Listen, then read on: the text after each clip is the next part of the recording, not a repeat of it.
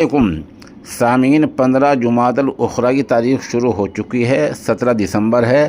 خبر کا عنوان ہے آج پارلیمنٹ سے بھاجپا کے 20 ممبران پارلیمنٹ غیر حاضر رہے۔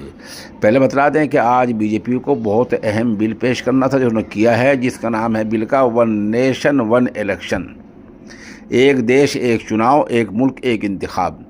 یہ پیش کرنا تھا، پیش کیا ہے۔